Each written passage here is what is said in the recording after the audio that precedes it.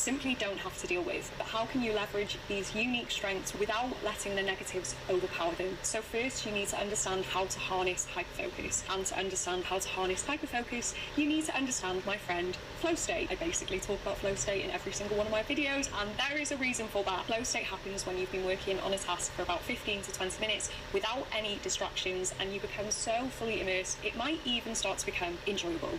The key there, of course, is making sure you have no distractions, which is virtually impossible with your dopamine-seeking ADHD brain. You already know that your phone is your worst enemy if you have ADHD. It's like a dopamine machine. So if you're hoping to get anything done, I suggest you do at least one of the following. Put your phone on silent, kind of the most basic option. Number 2, personalise do not disturb modes. I have a do not disturb mode on my phone that goes on automatically between the hours of 8 PM and 8 AM. I call this my digital fast. And then I also have an automatic do not disturb that goes on automatically when I arrive at work at 9 AM in the building where I work.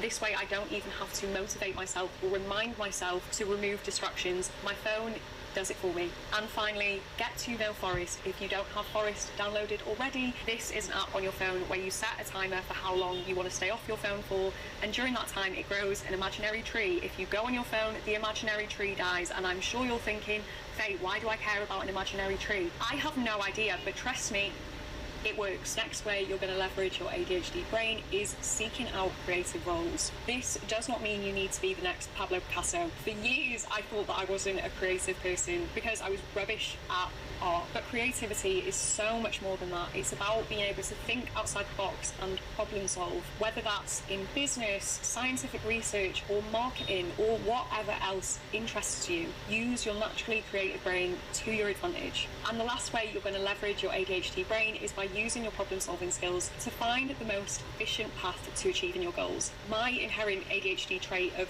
struggling to sit still and getting bored really easily is actually the reason that I was able to do well in my exams at medical school and get my dream job as a doctor in London, because I hated reading to study. Thus, I needed to find a method of studying that got me the same results in half the time. And it was my neurodevelopmental disorder that led me there. People with ADHD like shortcuts. That's often why we got in trouble when we were at school. But in adult life, it often means that we innovate and we achieve our goals in half the time as everyone else. If you want to see my full study routine I used in medical school, I will leave the link down below so that you can watch after this one.